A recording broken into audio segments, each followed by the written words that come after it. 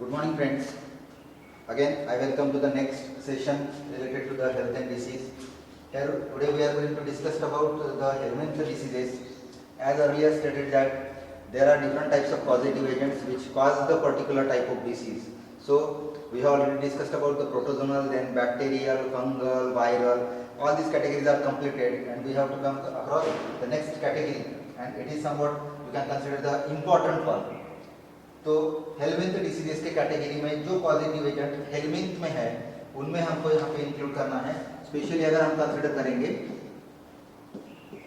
तो वर्म्स, ठीक है। आप लोगों को पता है कि क्लासिफिकेशन वाइज अगर हम कंसिडर करेंगे तो हेलमिंथ के दो टाइप बनते हैं, एक नेमेटो हेलमिंथ है, एक प्लैटी हेलमिंथ है।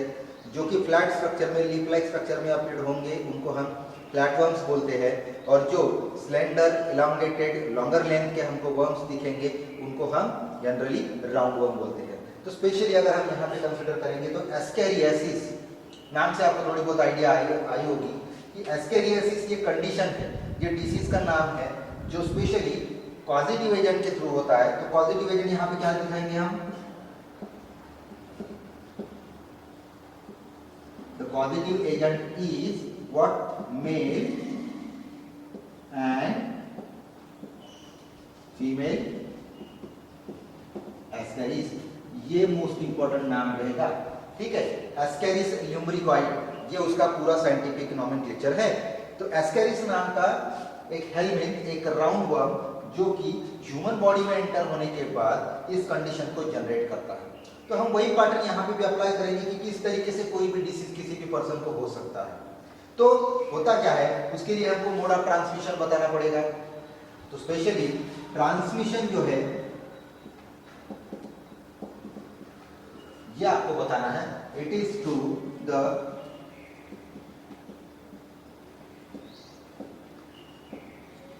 फीको ओरल रूट। जैसे हमने लास्ट टाइम भी देखे थे कि टाइफाइड जो है वो स्पेशली ओरल रूट के थ्रू जाता है, कंटेमिनेशन ऑफ फूड के थ्रू जाता है। हमने एंडामीबा हिस्टोलिटिका देखे, वो भी जनरली ओरल रूट के थ्रू ही जाता है। फिर फीको ओरल रूट के लिए हम यहाँ पे लिखेंगे with the help of contaminated food plus water.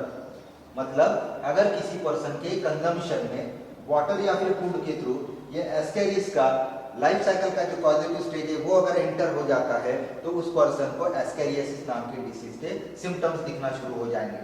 तो ये ओवरव्यू आप समझ के चलिए। तो एस्केरिस आप लोगों को पता है, उसका हम स्ट्रक्चर किस तरीके से दिखाते हैं, तो वो एक इलांगेटेड स्ट्रक्चर में होता है, ठीक है ना। अगर हम देखेंगे तो मेल और फीमेल एस्केरिस को हम रिकॉग्नाइज करते हैं। Female is always larger than और लॉन्गर देन मेल। मेल में जो टेल होता है ये कर्व्ड होता है, ठीक है। ये उसके टिपिकल आइडेंटिफिकेशन मार्क है। बॉडी में आपको 4 लॉन्जिट्यूडनल लाइंस दिखेंगे, स्ट्रिप्स दिखेंगे। तो ये मेल और फीमेल एस्केरिस का इजीली सेक्सुअल डायमॉर्फिज्म यहाँ पे परफॉर्म किया जाता है।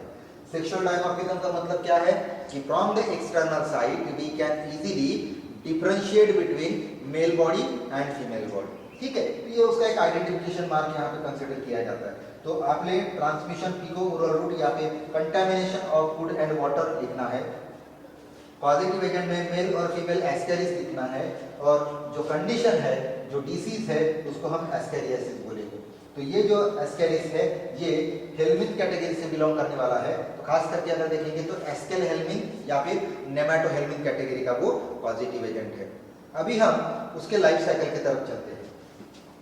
तो एस्केरियासिस के लिए जो मेल और फीमेल एस्केरिस है उसकी लाइफ साइकिल कैसे कंप्लीट की जाएगी, तो उसके लिए सिंगल होस्ट की जरूरत है,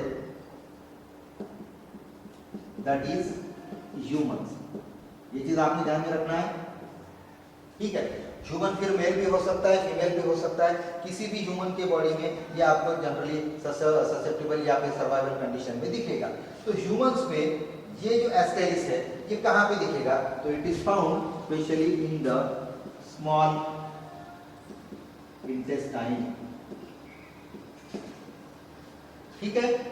ये सिंगल होस्ट यूज करता है, और वो सिंगल होस्ट कौन सा है, ह्यूमन है, ह्यूमन बीइंग्स है, मैन है, और वहां पे भी आपको स्पेशली स्मॉल इंटेस्टाइन में ये दिखने वाला है। तो फिर किसी भी हेल्दी पर्सन को जब इन्फेक्शन होगा तो वो कैसे स्प्रेड किया जाता है, वो किससे मिलता है, तो हमको फिर से वही पैटर्न लागू करना पड़ेगा जैसे मैंने आपको मलेरिया के टाइम पे बताया था कि कोई भी अगर हमको इन्फेक्शन स्प्रेड होते हुए दिखाना है तो उसके लिए सोर्स ऑफ इन्फेक्शन कंसीडर करना जरूरी है।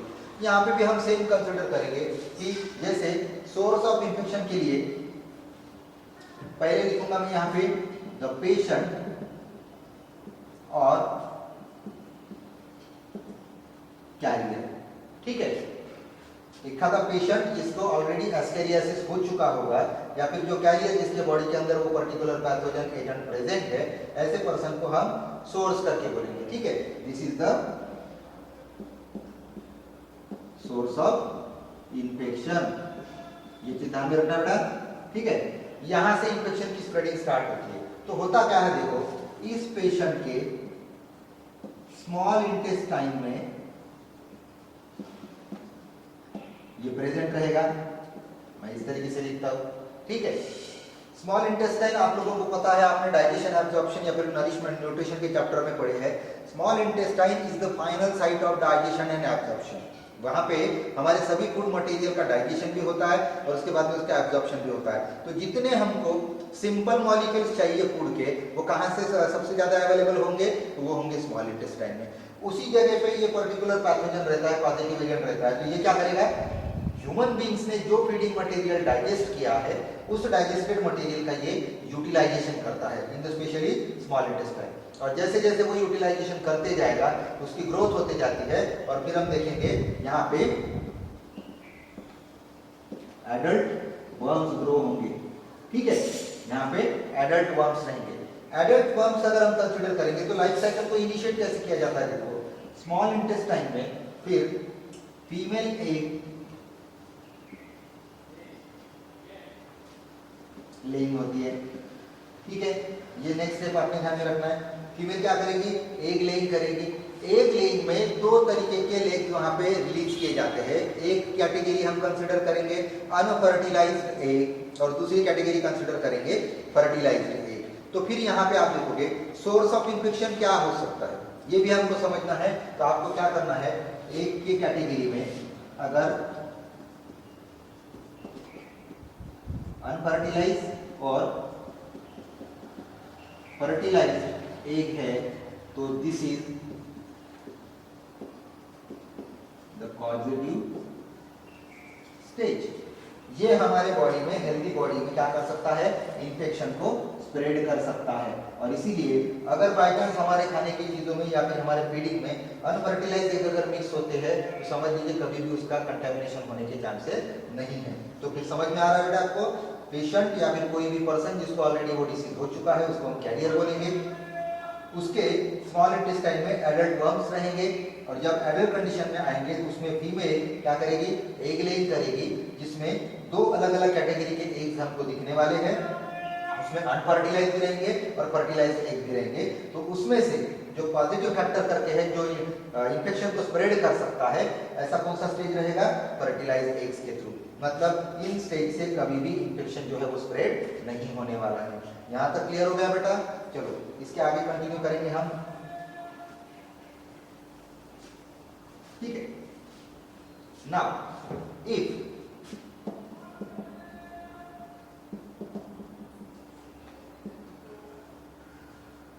fertilized eggs mixed with food और water। ठीक है, कैसे मिक्स्ड होंगे, देखो स्मॉल इंटेस्टाइन में जब वो रिलीज किए जाएंगे तो वो कहीं ना कहीं फीडिंग जो अनडाइजेस्टेड मटेरियल होता है उसके साथ लार्ज इंटेस्टाइन में जाएंगे। लार्ज इंटेस्टाइन में आप लोगों को पता है कि फिर रेक्टम होता है, कोलम होता है। यहाँ पे हम स्पेशली देखते हैं कि फीकल मैटर बनाया जाता है और फीकल मैटर के अंदर मिक्स होने के बाद में ये दोनों टाइप के जो एग्स है, अनफर्टिलाइज्ड और फर्टिलाइज्ड एग, ये कहीं ना कहीं रिलीज किए जाएंगे थ्रू द एनस। जैसे ये रिलीज किए जाएंगे तो फिर ये कहीं ना कहीं सॉइल के साथ मिक्स होते हैं और सॉइल में मिक्स होने के बाद में ये इनडायरेक्टली कहीं ना कहीं किसी वाटर करंट की वजह से, किसी कैरियर एनिमल की वजह से, फॉर एग्जांपल कंसीडर कीजिए कि एक्सेटा होगा या फिर वेस्ट मटेरियल होगा, उसके ऊपर हाउस फ्लाई अगर जाके बैठते हैं, कॉकरोचेस जैसे एनिमल है, उनके थ्रू फिर क्या होता है, ये जो एग्स है ये उनके लेग्स को स्टिक होने के बाद में कहीं ना कहीं हमारे इनडायरेक्टली खाने की या फिर पीने की चीजों के साथ कांटेक्ट में आते हैं। तो जैसे ही ये हमारे फूड को कंटेमिनेट करेंगे ना, हमने अगर ये फूड या वाटर फीडिंग में लेते हैं, एक एक स्टेज समझ में आ रहा है आपको, ठीक है। अगर वाटर या फूड हमारे फीडिंग में आता है तो उसके साथ हम क्या देखेंगे, the entry of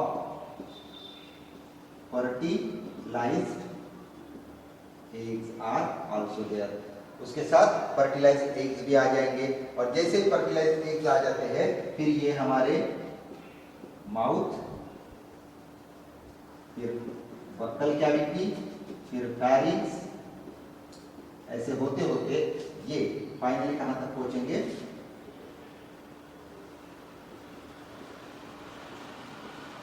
small intestine तक आएंगे, ठीक है। मतलब हमारे टोटल एलिमेंट्री कैनाल को ये क्रॉस करते करते करते करते कहां तक आएंगे, स्मॉल इंटेस्टाइन तक पहुंचेंगे। जैसे ही ये स्मॉल इंटेस्टाइन में आएंगे तो आप लोगों को पता है कि हेलमिंथ अगर हम कंसिडर करते हैं तो एग्स के हैचिंग होने के बाद जब वो लाइफ साइकिल को शुरू करते हैं तो different types of larval stages are present in between the adult and the eggs. तो फिर वहां पे हैचिंग होने के बाद में सडनली आपको अलग अलग तरीके के लार्वल स्टेजेस दिखना शुरू हो जाएंगे। और जैसे जैसे लार्वल स्टेज बढ़ते जाता है वो नरिशमेंट को एक्वायर करते जाता है और फाइनली वो आता है स्मॉल इंटेस्टाइन। अभी अभी मैंने आपको बताया था स्मॉल इंटेस्टाइन हमारे बॉडी के लिए एक ऐसी साइट है जहाँ पे digested food material simple format में अवेलेबल होते हैं। तो फिर ये लार्वे क्या करेंगे, स्मॉल इंटेस्टाइन से नरिशमेंट को कलेक्ट करते रहेंगे और कलेक्ट करते करते some of the larvae will now enter into the blood circulation, ये हमारे ब्लड में एंटर होंगे, फिर ये जाएंगे, इसके आगे कंटिन्यू करते हैं, ठीक है। यहां तक समझ में आ रहा है बेटा, ठीक है। उनका पाथवे कैसे होता है देखो, स्मॉल इंटेस्टाइन, फिर वो एंटर होंगे ब्लड में, ब्लड से फिर हो जाएंगे लीवर, ठीक है, और लीवर से फिर जाएंगे वो हार्ट की तरफ और हार्ट से फिर वो एंटर होंगे लंग्स की तरफ। इस तरीके का उनका पाथवे होता है। अगर आपको इंडिकेटिव मार्क बताना है तो इस तरीके से आप दिखा सकते हो, ठीक है। ये उनके स्टेजेस है, तो इसका ये पाथवे होता है। During the passing of that larval stage from the small intestine to the lung will again showing the certain modification with respect to their life cycle. इनके दौरान भी बहुत सारे स्टेजेस को ग्रो किया जाता है। हमारे लीवर में उसको फाइट बैक दिया जाता है नॉन स्पेसिफिक लेवल पे भी और स्पेसिफिक लेवल पे भी। तो फिर से वो अगर उसको क्रॉस करके ब्लड सर्कुलेशन के थ्रू हार्ट में और हार्ट से फिर लंग्स की तरफ ट्रांसफर हो जाएंगे। फिर वो क्या करते हैं कि यहाँ से लंग्स से वो ट्रांसफर करेंगे, एंटर कहां पे होंगे, अपर रेस्पिरेटरी ट्रैक्ट। अभी आपको अपर रेस्पिरेटरी ट्रैक्ट पता है कि लंग्स के पहले ऊपर की तरफ क्या क्या आता है, तो लंग्स के पहले हम दिखाते हैं ब्रोंकियोल्स, ठीक है, जो ब्रांचेस है अंदर की तरफ से एल्वियोलाई की तरफ से आएंगे। ब्रोंकियोल में फिर हमने बताया थे टर्शियरी होंगे, फिर सेकेंडरी होंगे, फिर प्राइमरी होंगे।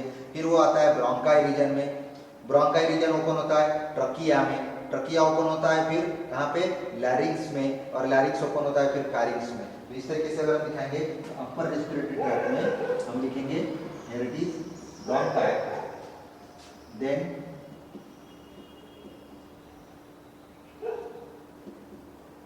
ट्रकिया, फिर उसके बाद में लिखेंगे हम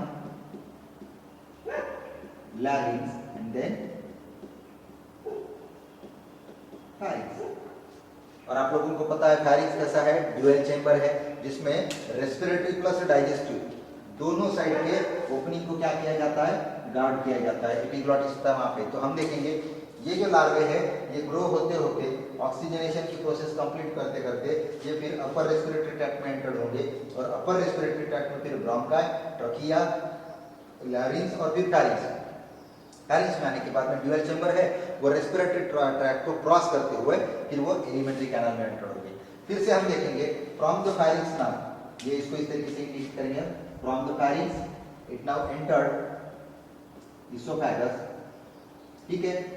फिर ये इसोफेगस आएगा स्टमक के साथ, ठीक है, स्टमक फिर कनेक्ट होता है स्मॉल इंटेस्टाइन और फिर हम देखेंगे it will mature into the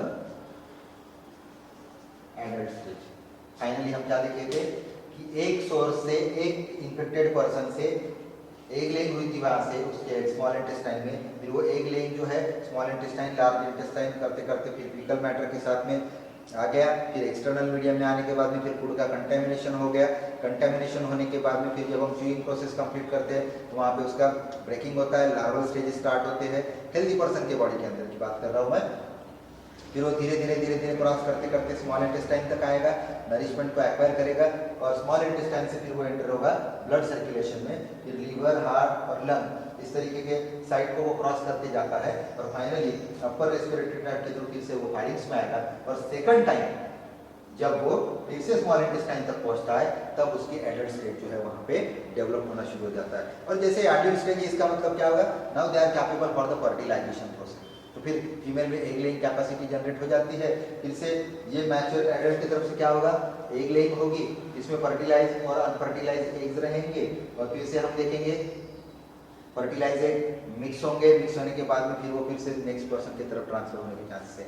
इसीलिए हमेशा एस्केरियासिस नाम का जो डिसीज है वो रेनी सीजन में होने के चांसेस सबसे ज्यादा होते हैं। ठीक है, तो ये उसका लाइफ साइकिल आपने इस तरीके से ध्यान में रखना है। इसमें मेन पॉजिटिव फैक्टर क्या रहेगा बेटा, तो फर्टिलाइज्ड एग। ध्यान में रखिए हमेशा के लिए कि unfertilised egg can not spread the infection. ठीक है, यहाँ पे हो गया लाइफ साइकिल के बारे में।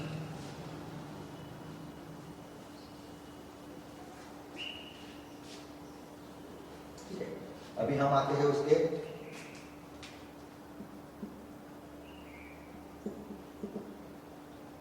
सिम्टम्स के तरफ। क्या क्या सिम्टम्स हो सकता है, तो सबसे पहले आपने क्या ध्यान में रखना है कि इस इंफेक्शन से, एस्केरियासिस के,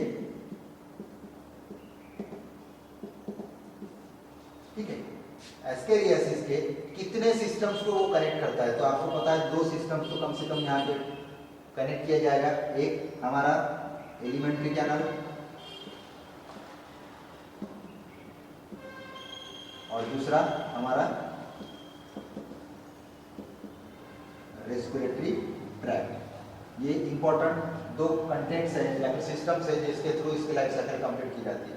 तो एलिमेंट्री कैनल से रिलेटेड नंबर ऑफ एब्नॉर्मलिटीज आप वहां पे मेंशन कर सकते हो। जनरलाइज लेवल पे बताना है, एब्डोमिनल पेन हो सकता है, एब्डोमिनल डिस्कम्फर्ट हो सकता है, एसिडिटी, वोमिटिंग जैसे भी कंडीशन जनरेट हो सकते हैं। फिर हम देखेंगे डिसेंट्री, ठीक है ना, तो माइल्ड से लेके सीवियर डिसेंट्री के कंडीशन तक, जिसको हम डायरिया भी बोल सकते हैं कंटिन्यूसली, वो भी हो सकता है। डाइजेशन से रिलेटेड जो भी प्रॉब्लम्स है वो भी क्रिएट हो सकते हैं। और फाइनली कहीं ना कहीं एलिमेंट्री कैनाल से रिलेटेड जितनी भी एब्नॉर्मलिटीज है उनको हम यहाँ पे इंक्लूड कर सकते हैं। कुछ लोगों में आप देखोगे तो थोड़ा बहुत चेंजेस भी दिखता है आपको पर्सन टू पर्सन, इसमें एज के हिसाब से भी देखेंगे। कुछ लोगों में रेस्पिरेटरी ट्रैक्ट से रिलेटेड देखेंगे। तो जैसे एक एग्जांपल ले लेते हैं, न्यूमोनिया। आप बोलेंगे कि ये एलिमेंट्री कैनाल से रिलेटेड था, फिर न्यूमोनिया तो रेस्पिरेटरी पार्ट से रिलेटेड। जब ये लंग्स को क्रॉस करता है, तो मैंने उस दिन बताया था न्यूमोनिया के टाइम पे, जब ये न्यूमोनिया नाम की कंडीशन आती है वो किसी भी इन्फेक्शन की वजह से हो सकता है।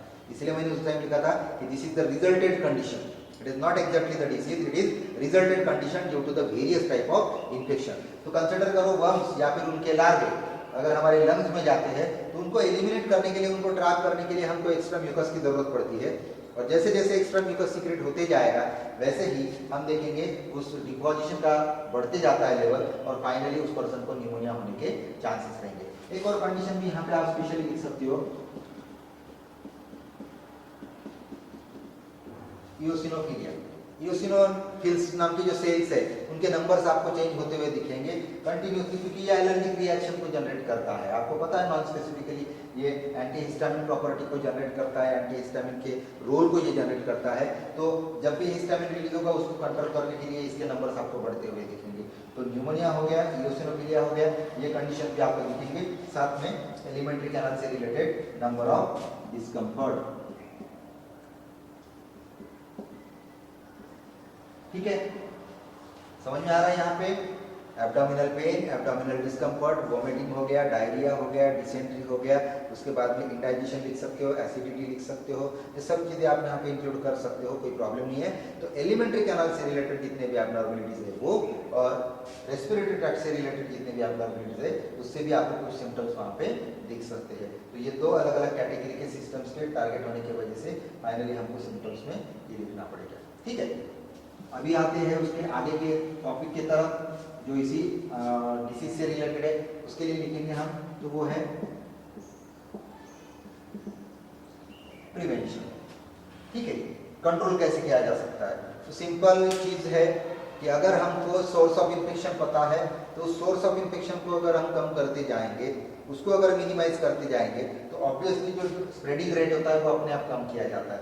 तो सोर्स ऑफ इन्फेक्शन एक पर्सन है, जिस किसी पर्सन के बॉडी में ये पैथोजन पाया जाता है जो दिखेगा, उस पर्सन ने अगर अच्छे से सैनिटेशन की प्रोसेस को अप्लाई किए, हाइजेनिक कंडीशंस अगर मेंटेन किए, कंटिन्यूसली अगर वहाँ पे क्लीननेस को अगर मेंटेन कर सकता है वो पर्सन, तो अपने आप देखेंगे स्प्रेडिंग होने के चांसेस नहीं है। जैसे सैनिटेशन में कंसिडर करेंगे यूज ऑफ टॉयलेट्स, बराबर है, टॉयलेट सैनिटरी प्रोसेसेस अगर अच्छे होंगे, बाहर की तरफ कहीं पे एक्सक्रीटा अगर रिलीज नहीं होता है, हाउस फ्लाई का अगर हम डायरेक्ट कांटेक्ट अगर अवॉइड कर सकते हैं, कॉकरोचेस जैसे पेस्ट को अगर हम कंट्रोल कर सकते हैं, तो कहीं ना कहीं जो स्प्रेडिंग के लिए रिस्पॉन्सिबल कैरियर्स जो होते हैं उनके लेवल को अगर हम कम करते जाएंगे तो इस डिसीज को स्प्रेड होने से हम रोक सकते हैं। तो जिसको वो ऑलरेडी पैथोजन इन्फेक्ट कर चुका है उसको भी प्रिकॉशन की जरूरत है, उसको भी प्रिवेंशन लेने की जरूरत है, क्योंकि इन्फेक्शन ना स्प्रेड होने के लिए, और जो हेल्दी पर्सन उस पर्सन के कांटेक्ट में आ रहा है कंटिन्यूसली, उसको भी प्रिकॉशन की जरूरत पड़ेगी, क्योंकि आपको पता है कि इन्फेक्शन ना होने के लिए भी प्रिवेंशन